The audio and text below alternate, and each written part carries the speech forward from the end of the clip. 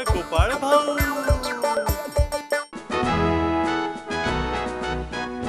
महाराज, तुम्ही काहीतरी घोषणा करणार आहात का? बघा, हा गोपाळ भाऊ अगदी वेळेवर उपस्थित झाला आहे, नाहीतर हा माणूस दूर दूर पर्यंत दिसत नाही. झाला सुरू मंत्र्यांचा दुष्टपणा. चूक करताय मंत्री. मी काही दिवसांपूर्वीच सांगितलं होतं की मी सभासदांची व्यवस्थित चौकशी करणार आहे की ते कशा प्रकारचं काम करतायत, आणि त्यात तुम्ही सुद्धा सामील आहात. मी? हो, कोणालाच सूट नाही, त्यात मी स्वतः पण आहे. महाराज, मी किती काम सांभाळतो हे तर तुम्हाला माहीतच आहे. मेहनत करून करून बारीक झालो आहे बघा. आता चौकशी करून का लाजवताय महाराज? मंत्रीजी एवढे बारीक आहेत की बऱ्याच लोकांमध्ये थांबले तर दिसत नाही. तसेही मंत्रीजी बरीचशी कामं सांभाळतात, पण ती कामं आपल्या डोळ्यांनी कधी बघूच शकणार नाही. एवढंच आहे बस. आता वेळ घालवायला अजिबात वेळ नाहीये. प्रजेची सेवा हाच राजाचा धर्म. आशा आहे की कृष्णनगर मधील लोक आता सुखी आणि समाधानी असतील. पण जर भविष्यात एखाद्या शत्रूशी सामना करायचा असेल, विशेषतः जर तो विदेशी शत्रू असेल, तर आपण किती तयार आहोत हे मला आपल्या सेनापतींकडून जाणून घ्यायचं आहे. मी सैन्याची तयारी अशा प्रकारे करून घेतोय की ते कुठल्याही खतरनाक परिस्थितीत एकत्र मिळून उडी घेऊ शकतात. जर आपला एखादा सैनिक जखमी झाला तर त्याला लगेचच युद्धभूमीतून परत आणण्यासाठी आपले काही सैनिक कायम तत्पर राहतील.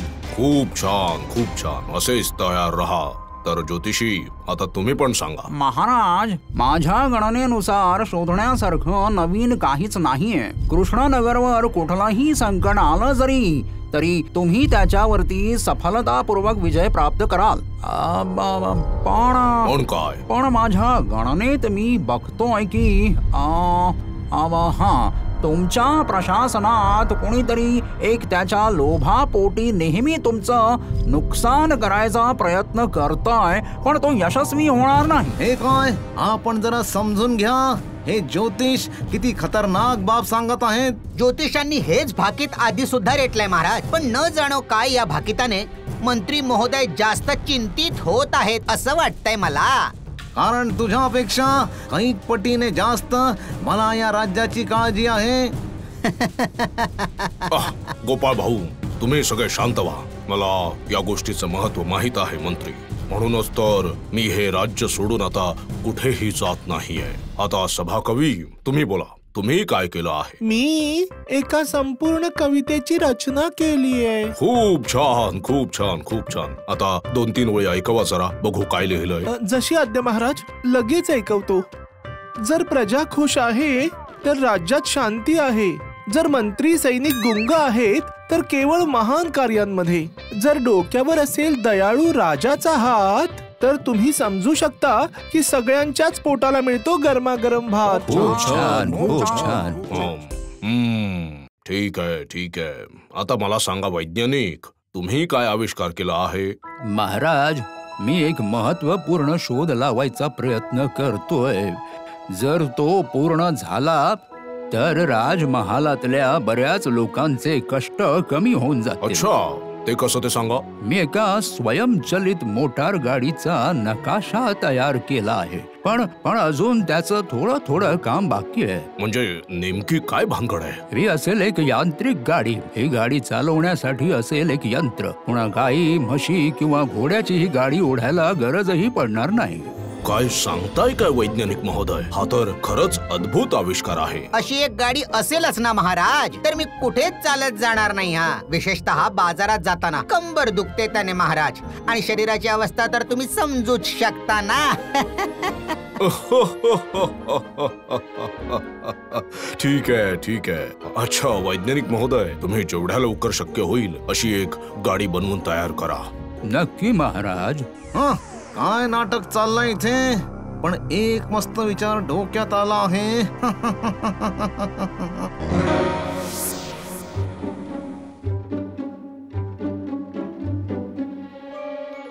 ओहो, व्हॉट अ सरप्राईज. आज कृष्णनगरचे मंत्री आमच्या ठिकाणावर आले आहेत.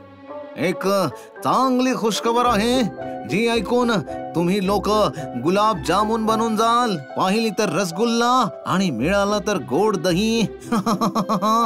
हे बघा, या सगळ्या मिठाया आम्हाला खूप आवडतात. तुम्ही काय घेऊन आला आहात? नाही नाही, हे सगळं तर तुम्ही लोक मला खाऊ घालाल. जर मी ती वस्तू तुम्हाला आणून दिली तर. कुठली वाचतो? नकाशा, यंत्रचलित मोटर वाहनाचा नकाशा. अहो, आमचे वैज्ञानिक ते बनवत आहेत. काय? Oh my God, really?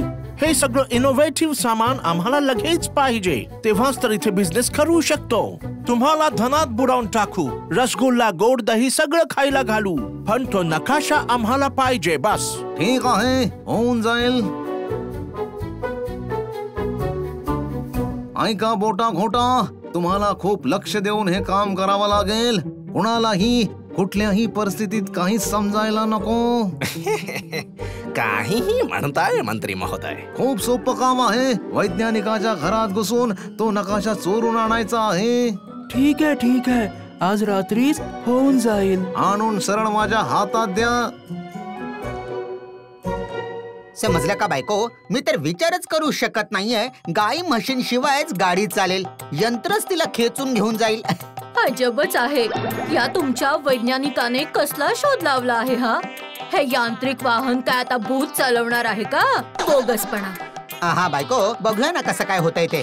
तू आणि मी त्या गाडीवर चढून फिरायला जाऊया. नाही, मी त्या भूताच्या गाडीवर अजिबात बसणार नाही. त्यावर का बसशील तू?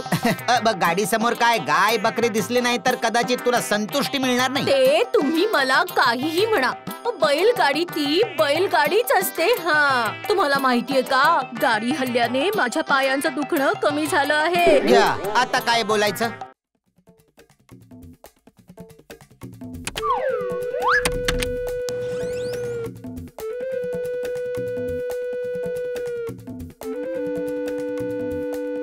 कुठे आहे नकाशा? काही दिसतंय का? मला काहीही दिसत नाहीये. अरे बापरे, किती सारी यंत्र. असं वाटतंय हा माणूस अगदी वेडाच आहे. हा ना, अगदी वेडा आहे. आता वाटतंय की ते मंत्री महोदय सुद्धा वेडे होतील. हा बघ, हा आहे नकाशा. वा, सापडला. पण यात तर काहीच समजत नाहीये. तुला हे सगळं समजून काय करायचं रे? हे त्या वेड्या वैज्ञानिकाला समजलंय आणि ते मंत्री महोदय समजून घेतील. चल. हो, जाऊया. पूर्ण नकाशा माझ्या हातामध्ये आहे. आता धावत जायला मोकळा झालो.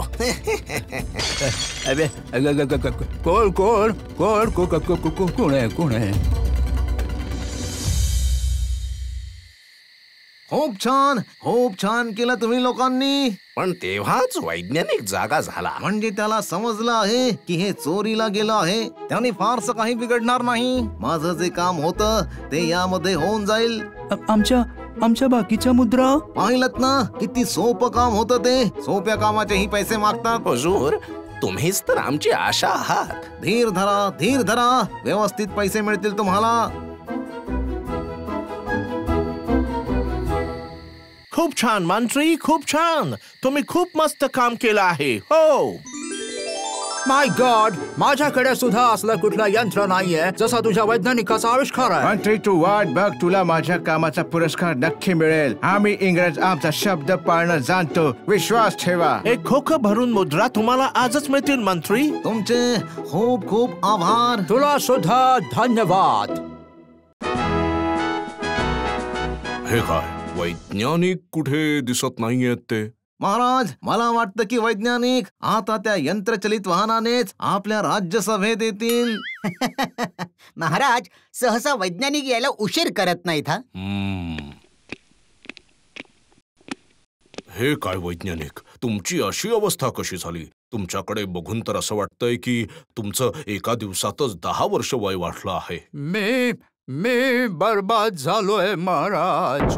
बर्बाद? ते कसं बरं? कुणी केलं तुम्हाला बर्बाद? कोणी केलं ते नाही माहिती महाराज, पण माझ्या बर्बादीचं कारण आहे माझ्या यंत्रचलित वाहनाचा अख्खाच्या अख्खा नकाशा चोरीला गेला. काय सांगताय काय? काल रात्री माझ्या घरी चोर आले होते.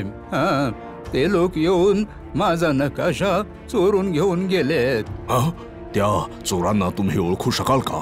रात्रीच्या अंधारात मला काही नीट समजलं नाही महाराज. रात्रभर बसून मी हाच विचार करत राहिलो की आता मी काय करू. ठीक आहे वैज्ञानिक, तुम्ही आधी बसा, थोडा आराम करा. मी तुम्हाला एक गोष्ट सांगतो. जो इतरांचं वाईट करेल किंवा चोरी करेल त्यांच्यापैकी कुणीही माझ्या राज्यात वाचू शकणार नाही. नक्कीच महाराज, तुम्ही अगदी योग्य बोलला आहात. असं अगदी लपून काम केलं आहे की तुम्हालाच काय एखाद्या पक्षाला पण समजणार नाही. मी या नकाशा चोरीचा तपास गोपाळ भाऊकडे सोपवू इच्छितो. काय गोपाळ भाऊ, तू याच्याशी सहमत आहेस? सहमत आहे महाराज. तुमचे खूप खूप आभार महाराज. क्षमा करा महाराज, आपण हे एवढं महत्वाचं काम या गोपाळ भाऊकडे का सोपवलं आहे हे जाणू शकतो का? अहो, तो तर एवढा जाडा झाला आहे तरी सुद्धा दिवसेंदिवस खाऊन खाऊन एवढी ढेरी वाढवतोय आणि तुम्ही त्याला. मला वाटलं गोपाळ भाऊ हे करू शकतो म्हणून. कसा करू शकेल महाराज? तपासाच्या कामात किती इकडे तिकडे पळावं लागतं. हे सगळं गोपाळ भाऊ कसं करू शकणार? त्याला तर हलायला पण 6 महिने लागतील. नशीब हे म्हणाला नाहीत की माझ्या वर्षात 18 महिने असतात. असंच आहे, तुझ्याबद्दल हेच म्हणणं योग्य राहील. महाराज, कृपया या गोपाळ भाऊच्या शरीराची तुलना माझ्या शरीराशी करा बरं. मी किती बारीक आहे, किती वेगाने पळू शकतो, आणि हा गोपाळ भाऊ. मंत्री, मला या तपासासाठी केवळ आणि केवळ गोपाळ भाऊच उपयुक्त वाटतो. या बाबतीत अजून काही ऐकणं मला पसंत पडणार नाही. माझं काय जातंय? मला ज्या मुद्रा मिळायच्या होत्या त्या मिळाल्या आहेत. त्या सगळ्या घेऊन मी आता आनंद साजरा करतोय. मंत्रीजींच्या मनात नक्कीच काहीतरी काळाबेळ असणार. त्यांच्यावर लक्ष ठेवावंच लागेल मला. कोण असू शकतो हा नकाशा चोर? चोर सगळं काही सोडून वैज्ञानिकाचा नकाशाच का चोरायला गेला असेल? नाही, इथे चोरांवर सुद्धा नक्कीच कोणीतरी शिरजोर असावा असं वाटतंय. नातवंडांना सुद्धा सांगून ठेवलं पाहिजे. सगळ्यांना सतर्क राहावं लागेल.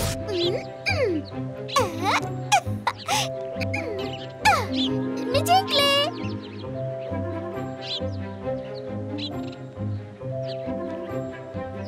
अरे सगळेजण ऐका, काही खाऊ द्यायला बोलवलं नाहीये मी तुम्हाला. एका विशेष कामासाठी बोलवलंय. ओ आजोबा, काय सांगणार आहात? पटकन सांगा, आम्ही सगळे आता खेळतोय. कोणी संशयित व्यक्ती दिसला ना तर मला लगेच येऊन कळवा, ठीक आहे ना? का हो आजोबा, असं कोणी फिरतोय का इथे? सांगा ना. मला तरी तसंच वाटतंय. लक्ष द्या हा. तुमचे कान डोळे उघडे ठेवा आणि जर काही धोका जाणवला तर मला निरोप पाठवा. जर कोणी अनोळखी व्यक्ती दिसली तर आम्ही तुम्हाला येऊन सांगू का? हो, जर कुणीही अनोळखी संशयित व्यक्ती दिसली तर नक्की कळवा, ठीक आहे?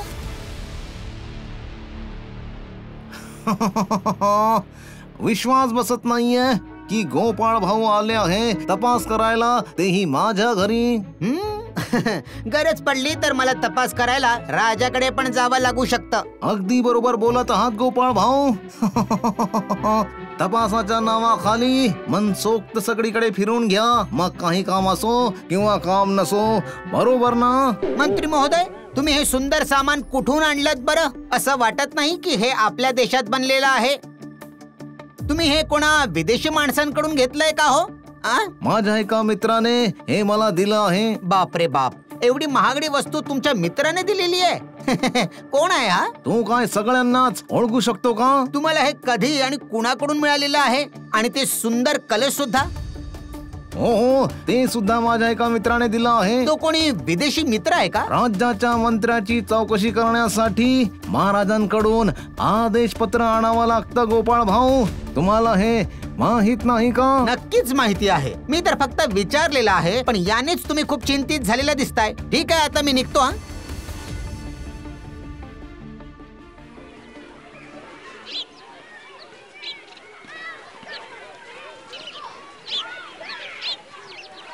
या या या, घोड्या गाडीने लवकर पोहोचवीन. या.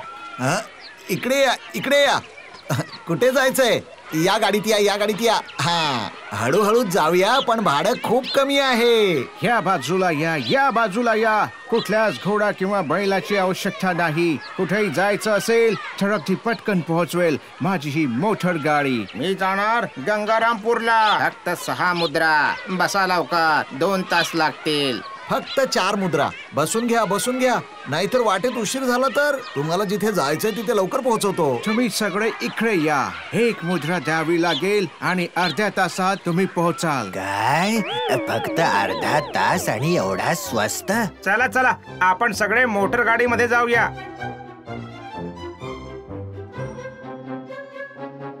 नाही, याचं काहीतरी शोधावं लागेल. आज तर घोड्याच्या चाऱ्या पाण्यासाठी सुद्धा पैसा जमलेला नाहीये माझ्याकडे. सत्यानाश. त्याची मोटार गाडी जर अशीच चालायला लागली ना तर आपण सगळे उपाशीच मरून जाऊ बर का. चला चला, हे चल गोपाळ भाऊकडे चला. हा, गोपाळ भाऊंकडे चला. याचं समाधान तेच काढतील. चला चला चला चला, लवकर चला.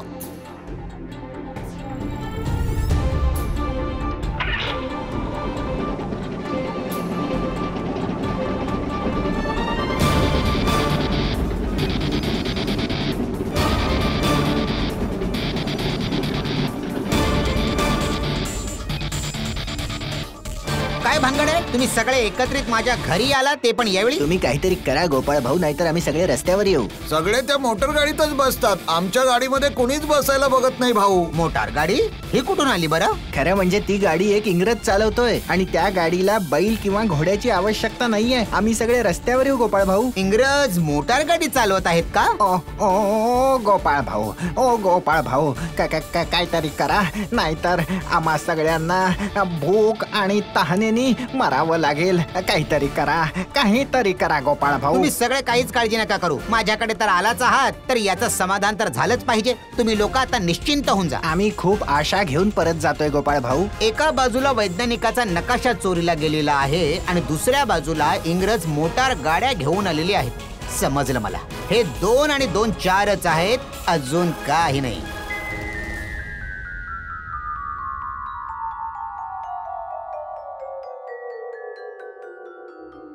काय लक्षात येत आहे का वैज्ञानिक? ही तर माझ्या नकाशाशी हुबेहूब मिळती जुळती आहे. ही गाडी तीच गाडी आहे. अच्छा वैज्ञानिक, तुम्ही म्हणाला होतात की गाडीचा अजून थोडासा नकाशा बाकी आहे म्हणून. हो, एक छोटासा भाग नीट जोडू शकलो नाहीये, ज्याच्यामुळे जर त्याला एकदा का उकललं तर गाडी एकदम बेकार होऊन जाईल. वाह वैज्ञानिक वाह. रात्र झाली की आपल्याला हे काम करावं लागेल. हीच आहेत आपली सगळी वाहनं. आपल्याला जे काही करायचं आहे ते खूप लवकर करावं लागेल.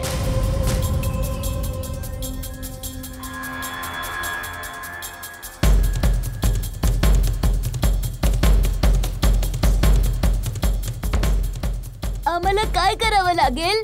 जा आणि मी सांगितलेलं काम करा लवकर. ठीक आहे आजोबा.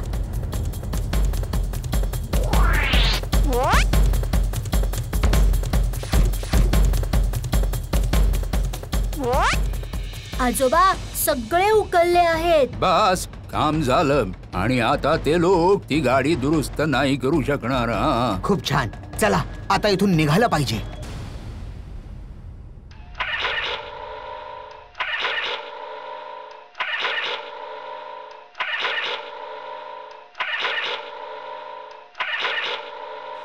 हे सगळं काय आहे? माय गॉड, गाडी तर पूर्णपणे खराब झाली आहे. हे सगळी त्या मंत्राची चालाखी आहे. त्याला ही गाडी दुरुस्त करून द्यावीच लागेल, नाहीतर आपल्या मुद्रा परत कराव्या लागतील.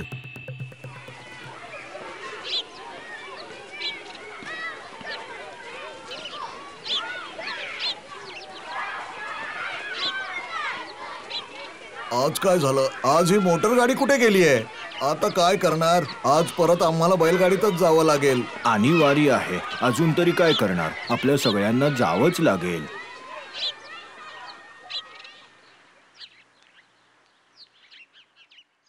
इथे उभं राहिल्याने काही होणार नाही. चला चला, सगळ्यांनी मंत्र्याच्या घरी जाऊ. येस, त्याने आपल्याला चीट केलाय. आपण त्याला बघून घेऊ.